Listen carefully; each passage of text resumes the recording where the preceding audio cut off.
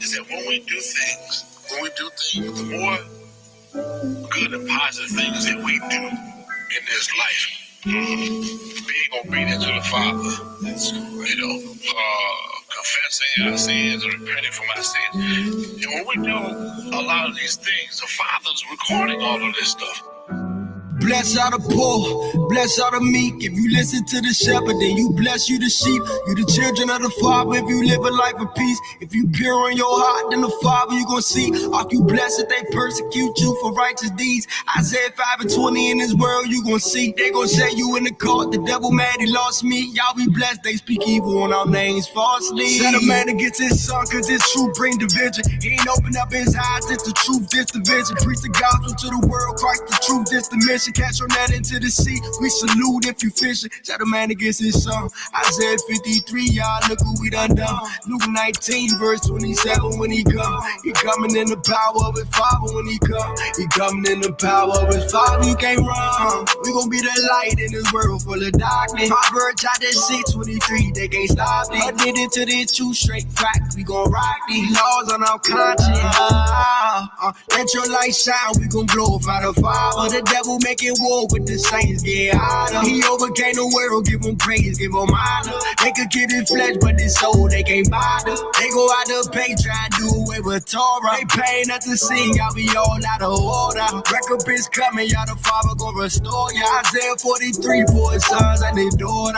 Romans chapter 7 verse 12 to these churches. If we break the laws, we gon' stay under these curses. Look up in your city, all the Israelites is certain. Don't know who we are, we gon' understand our purpose. Who gon' rise up, tell these people who they are? Who gon' tell these people they the children of y'all? Here I am, Father, I'll wait on your call. I'll say yes, I'll say yes, yeah, yeah, yeah. To your will and to your way.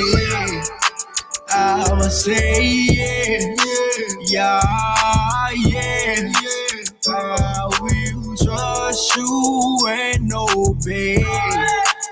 When your spirit speak to me, with my whole heart I'll agree, and my answer will be yes, yeah, yeah. Somebody tell the Most High, yeah, say yeah.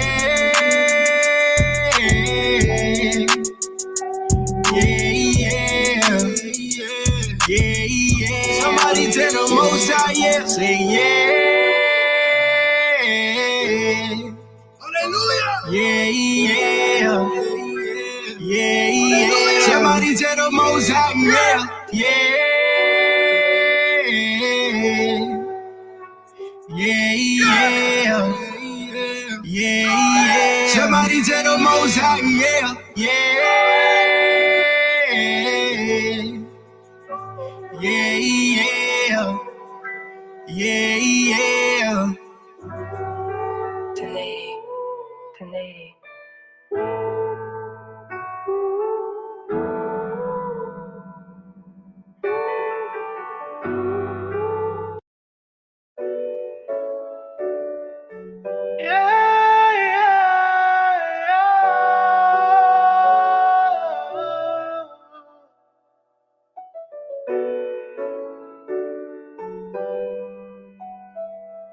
Shine your light.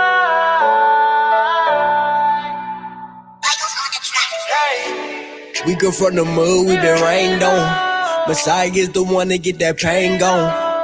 We got tired of singing the same song. We had to switch lanes, the old lane gone. Whoever knew we was the chosen, he did it for our people, open oceans. Most side not still black, cause it was smoking. In case you ain't noticed. We gon' shine your light, we at the end of time. Help our people see it's time to heal the blind. The truth will make you free, Messiah, you never lie. He know our works, tribulation, and our hard time. We can't let our flesh eat, I'ma starve mine. I got riches up in heaven, you can't rob mine.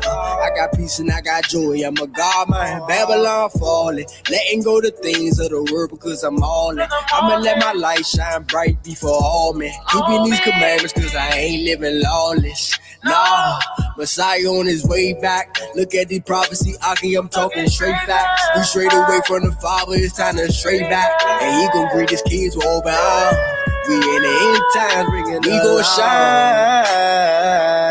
Shine your light before all men. We in the end times, I was falling. Shine your light before all men. We gon' shine. Shine your light before all men. All in time, I was falling. Your light before all men.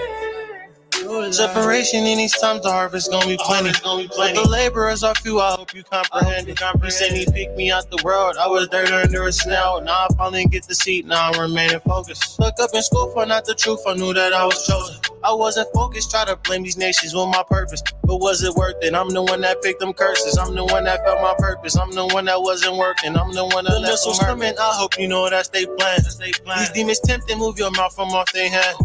It won't be worth it if you say you'll win a man. This time is perfect, I know you stuck in that sand. Akiaba got a plan, he gon' lead you to that land. He gon' dig you out that sand. He gon' say you out them times when you stuck without a plan. When you stuck without a chance. When you down, you know you bad. He gon' pull up like your dad. He gon' pull up, take you back. Wherever you go, you know how good is you mine. We gon' shine. Wherever you be, you know how big is you mine. Yeah.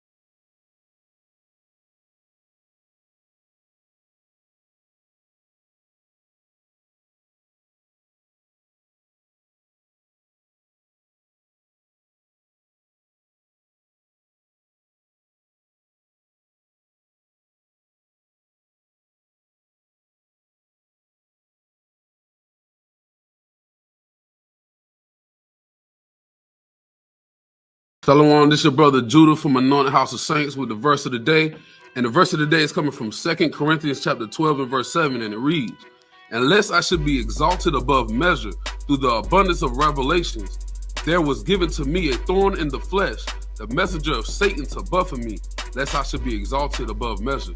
So remember, man, when you start to get prideful, you start learning these scriptures, you get a congregation, a little following, all right? Remember that you can get buffeted, man. Satan can put a thorn in your side to buffet you, to bring you back down to measure. You know what I'm saying? Because we can't get exalted above, what we are. We just servants of the Most High. So remember, don't get too prideful, don't get the big head, and do the work of the Lord, man. So this verse of the day, Shalom. AHOS. Shalom, shalom. It's your brother Yahweh or Joel from the Fisherman for Zion. Here's my verse of the day. It's the book of Isaiah, chapter 26 and verse 3. It says, "Thou wilt keep him in perfect peace, whose mind is stayed on thee, because he trusted in thee." So what that verse is saying, the Most High will keep us in perfect peace in all elements and all fashions of life. He'll keep us in perfect peace when we keep our mind stayed on him, meaning the law, statutes, and commandments. Occupying ourselves with the word of the Lord because we trust in the Lord. We will gain peace in our workforce, in our homes, in our everyday to day life through the spirit and power of the Most High God, Yahweh, Hashem, Yahweh Shai, Brother Yahweh, the Fisherman for Zion. Shalom. AHOS. Shalom, it's your brother Karat Dazar from Anointed House of Saints coming at you with the verse of the day. The verse of the day is 1 Samuel chapter 15 and verse 23, and it reads, "For rebellion is as the sin of witchcraft, and stubbornness is as iniquity and idolatry. Because thou hast rejected the word of the Lord, he hath also rejected thee from being king." Now, a lot of us, we think of witchcraft and we immediately go to the extreme and think about, cauldrons, what I'm saying, witches, just satanic stuff, weird magical stuff. But it's telling you here that witchcraft is simply just being stubborn, being rebellious against the Most High. When you ignore the Most High's instruction, even when brothers is teaching you, telling you that you're supposed to keep the commandments, the minute you decide to rebel against that, you are now in witchcraft. So we got to be watching ourselves in these last days, making sure we're not moving like witches. You feel me? Shalom. AHOS.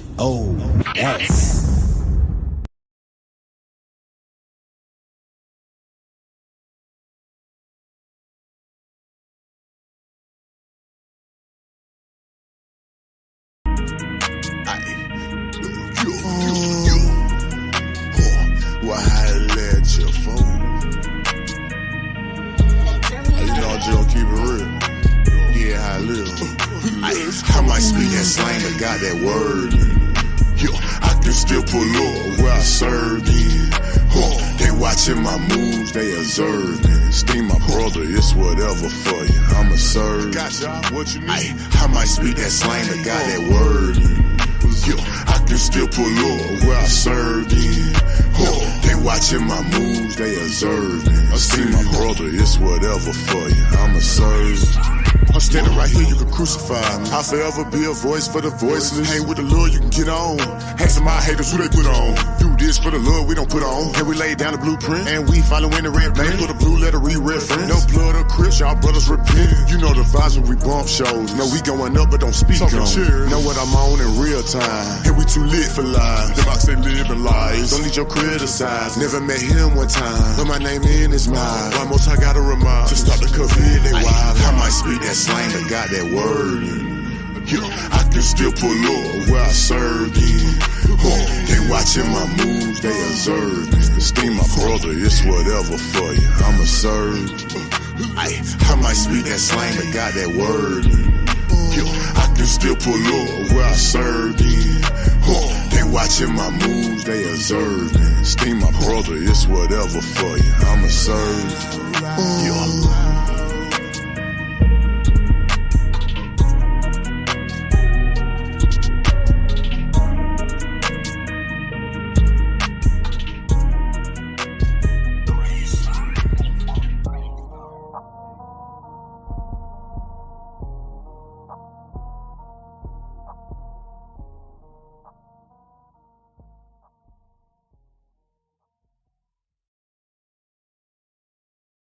Jonathan got bars, man. He got bars.